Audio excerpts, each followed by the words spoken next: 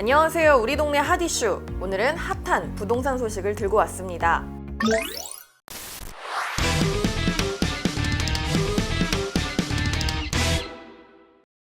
새 정부가 들어선 지 벌써 한 달, 가장 큰 기대를 모은 것이 바로 부동산 정책입니다. 규제를 대폭 완화하겠다던 후보자 시절 공약에 따라 각종 완화책이 쏟아질 것으로 예상을 했지만 정부가 시장 안정에 방점을 찍고 규제 완화를 가급적 후순위에 두겠다고 밝히면서 시장 분위기가 술렁술렁합니다. 그 반사 효과로 관심이 몰리고 있는 상품이 바로 주거용 오피스텔입니다.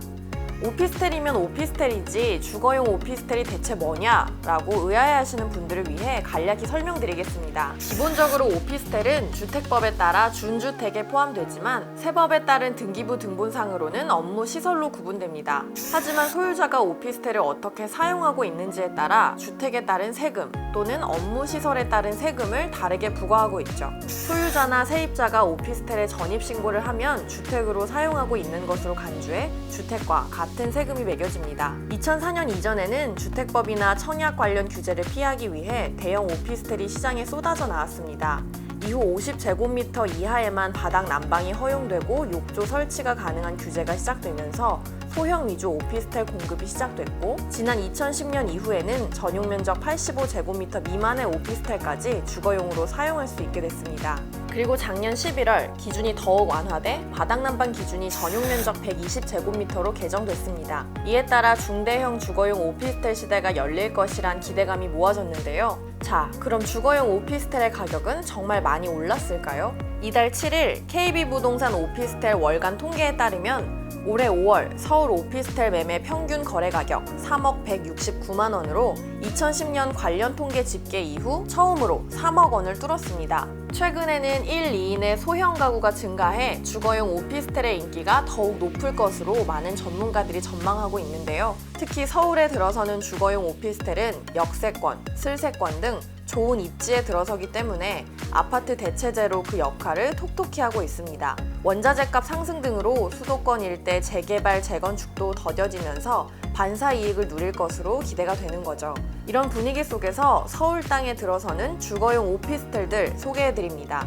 먼저 디오페라 서초 해링턴 타워, 서울시 서초구 서초동 일원에 지하 7층에서 지상 20층 266실의 주거용 오피스텔로 들어섭니다. 3호선 남부터미널역, 2호선 교대역 서초역을 두루 갖춘 역세권 단지라는 점이 먼저 눈에 띕니다. 인근으로 서초 IC, 남부 순환로 등을 통해 수도권 전역으로 이동이 가능하고요. 신세계 백화점, 국립중앙도서관, 강남 성모병원 등 생활 편의시설은 물론 예술의 전당과 우면산, 서리풀공원 등 예술과 자연을 모두 누리는 입지입니다. 무엇보다 디오페라 서초 해링턴 타워가 가지고 있는 미래 가치에 주목해야 합니다. 경부고속도로 지하화 사업은 물론 정보 사령부 부지 개발, 롯데 칠성 부지와 코오롱 부지 등 복합 업무시설 건설 계획 등의 잠재력을 지닌 곳입니다. 다음은 아끌레르 광진입니다. 서울 광진구 구의동 일원에 지하 5층에서 지상 16층, 전용 면적 45제곱미터, 총 154실 규모로 들어섭니다. 2호선 구의역 역세권 입지고 강변북로와 올림픽대로 등을 통해 서울 전역으로 이동할 수 있습니다. 인근으로 건국대 병원, 이마트, 롯데백화점, 광진구청, CGV, 동서울터미널 등 다양한 인프라도 모여 있습니다.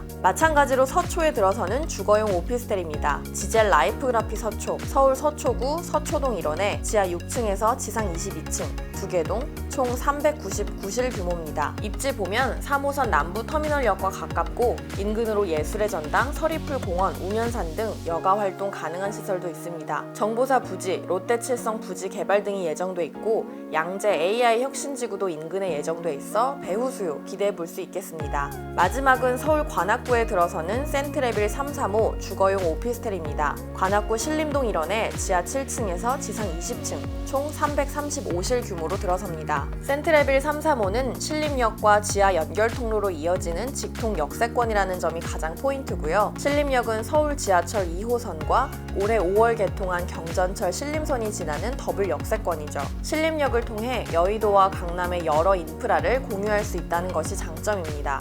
이렇게 주거용 오피스텔을 고를 때는 입지와 상품을 잘 살펴보고 선별적으로 접근해야 합니다. 아파트와 달리 물량이 크게 부족하지 않은 오피스텔은 분양가 대비 프리미엄이 높게 측정되지 않을 수 있기 때문에 인근으로 이용객이 많은 역이 있는지, 배후 수요는 풍부한지 등을 면밀히 살펴서 진입해야 합니다. 특히 인근으로 오피스타운, 산업단지, 대규모 주택단지, 복합시설 등의 개발 호재가 있을 경우엔 동네 자체가 급부상할 수 있어 별표 5개 쳐두시는 게 좋겠죠? 특히 올해부터 오피스텔도 DSR 40% 대출 제한을 받게 되므로 투자할 때 더욱 세심하게 따져야 하는데요. 돌다리를 잘 두들기며 안전한 투자, 내 집 마련하시기 바랍니다.